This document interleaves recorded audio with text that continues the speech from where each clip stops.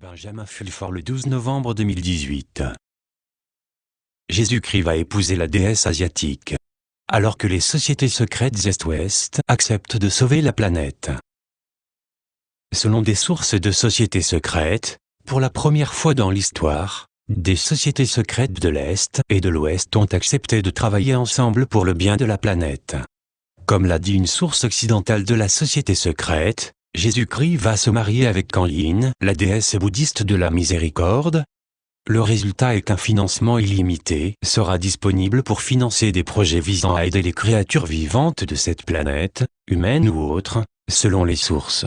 Cependant, comme nous entrons en terrain inconnu sur le plan historique, il faudra probablement quelques mois avant que les travaux puissent commencer, selon les sources. Actuellement, plusieurs plans concurrents sont présentés au plus haut niveau de la puissance mondiale. Le Vatican et les francs-maçons P2 veulent mettre des fonds à la disposition des États-nations existants par le biais d'individus sélectionnés, selon des sources P2. Les Chinois ont déjà commencé leur travail dans le cadre de leur programme Une ceinture, une route, One Belt, One Road. Les chapeaux blancs du Pentagone et du complexe militaro-industriel font la promotion de leurs idées NESARA et JESARA pour la réinitialisation mondiale de la monnaie. Théoriquement, il y a suffisamment d'argent disponible pour que tous ces projets puissent aller de l'avant simultanément. Toutefois, on s'entend pour dire que tout déblocage de fonds devra être fermement supervisé en fonction de la réalité et des projets réels si nous voulons éviter l'hyperinflation ou l'inflation des actifs, comme il en est actuellement dans notre système. La société Dragon Blanc a également présenté des propositions qui ont reçu l'approbation initiale des sociétés secrètes de l'Est et de l'Ouest, selon des sources de la WDS. La proposition de la WDS est la suivante, la création d'au moins 2 agences de planification concurrentes. Chacun aurait un conseil d'administration composé de 7 personnes choisies dans cette région, Chine, Asie de l'Est hors Chine, Europe y compris la Russie, le monde musulman, l'Inde, l'Afrique et les Amériques. Toutes les décisions seraient prises à la majorité des voix et les votations seraient limitées aux régions individuelles. Les sièges sociaux proposés pour l'agence de l'Ouest sont Winnipeg, au Canada, le centre géographique exact de l'Amérique du Nord, et Buenos Aires, en Argentine, la ville d'origine du pape. Pour l'Asie, Nara, le Japon, le Laos et Singapour sont proposés. Les négociations sont en cours et aucune décision finale n'a encore été prise. Toutefois, il a été confirmé que plus de 200 milliards de dollars en fonds garantis par l'OR seront disponibles pour démarrer l'agence dès que les documents juridiques appropriés seront préparés, selon des sources de la BRI. Bien que tout cela soit une bonne nouvelle, la lutte pour éliminer les satanistes khazariens restants se poursuit aux États-Unis, dans l'Union européenne, en Israël et au Japon. Selon des sources du Pentagone, aux États-Unis, le Parti démocrate est tombé dans un piège lorsqu'ils ont été appâtés à commettre une fraude électorale dans le cadre du mi-mandat, ce qui mènera à des poursuites contre eux, puisque la déclassification de la FISA fera tomber la Chambre, le Congrès. En d'autres termes, les élections en Floride, en Arizona et ailleurs ont été surveillées de très près, et des preuves de vol électoral ont été recueillies afin de piéger davantage de criminels mafieux khazarians, selon des sources de la CIA. En outre, les élections de mi-mandat ont plongé le Sénat américain des républicains anti-Trump et ont donné au gouvernement Trump un contrôle réel.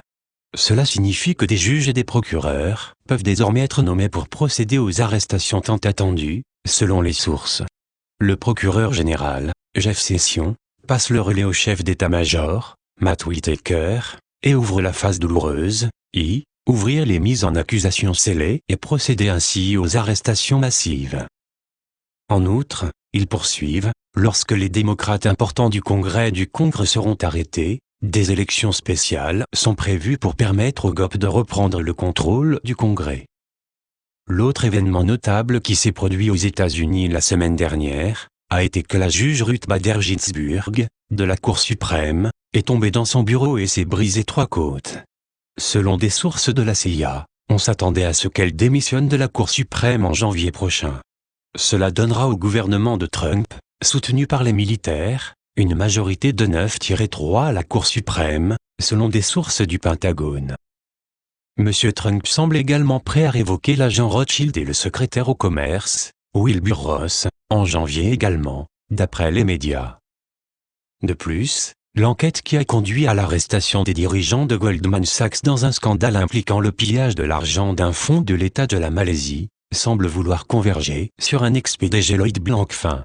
Selon les sources du Pentagone, il y a de nombreuses preuves que les feux de forêt en Californie auraient été déclenchés par les Khazarians, et encore une fois, auraient aussi organisé une fusillade massive pour tenter de soutirer des fonds fédéraux et distraire l'attention publique du vol des élections, a dit le président. Cependant, un kamikaze au vent divin a brûlé les maisons des élites hollywoodiennes, des célébrités et des libéraux à Malibu, selon les sources. Il est intéressant de noter qu'un incendie a détruit le décor de la série Westworld, près de Los Angeles. Étant donné que la deuxième saison de cette série a été un échec, si j'étais un agent d'une compagnie d'assurance, je ferais une enquête approfondie sur cet incendie. La mafia khazariane ressent également de la pression en Europe ces jours-ci. En particulier, la chancelière allemande, Angela Merkel, qui a annoncé sa démission en tant que chef du parti effectif en décembre. Même si la démission n'est censée qu'être en tant que chef du parti, des sources de la CIA disent qu'elle démissionnera également de son poste de chancelière. Cela signifie que le président français, esclave Rothschild, Emmanuel Macron, est le dernier grand dirigeant khazarian sur la scène européenne. La semaine dernière, Macron a déclaré à une station de radio européenne « Nous devons nous protéger vis-à-vis de la Chine, de la Russie et même des États-Unis ». Cet appel, qui Trump a qualifié de très insultant, était probablement un aveu que la Chine, la Russie et les États-Unis attaquaient tous les trois, la mafia khazariane et leur dictature sur l'Union européenne.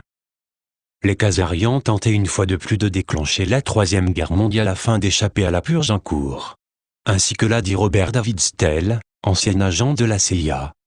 L'État profond est propriétaire de l'Organisation du Traité de l'Atlantique Nord, OTAN, et de ses principaux serviteurs, le secrétaire général de l'OTAN, Jens Stoltenberg, Norvège, et le commandant suprême des Alliés, Curtis Scaparotti, USA, ont selon mes spéculations, organisé l'exercice Trident Juncture, TRJE 18, de telle manière qu'une première frappe soit menée contre la Russie après qu'une opération sous faux pavillon OTAN Gladio, et que des simulations d'attaque russes, lancées sous une ou deux versions différentes, auront pu être réalisées en tant que casus belli. Un acte ou un événement qui provoque ou sert à justifier la guerre.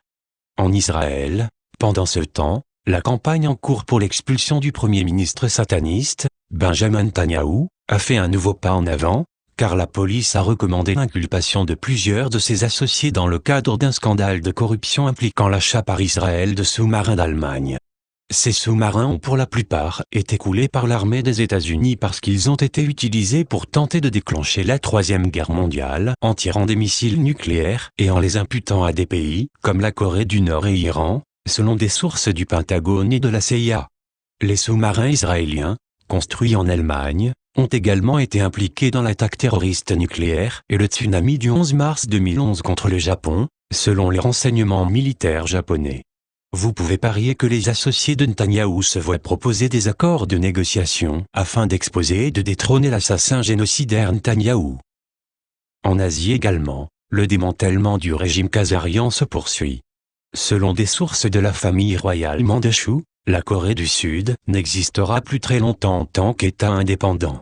Il sera fusionné avec la Corée du Nord et peut-être aussi avec la Mandchourie, dit une source de la famille royale. L'armée des États-Unis sera alliée avec le nouvel État unifié, dit-il.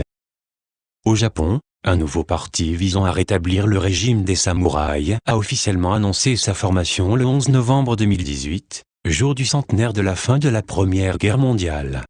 Les Japonais ont été l'un des grands victorieux de la Première Guerre mondiale, mais on les a ignorés lors des négociations du traité de Versailles, et marginalisés davantage lorsque la Société des Nations a repoussé leurs propositions visant à interdire la discrimination raciale et religieuse.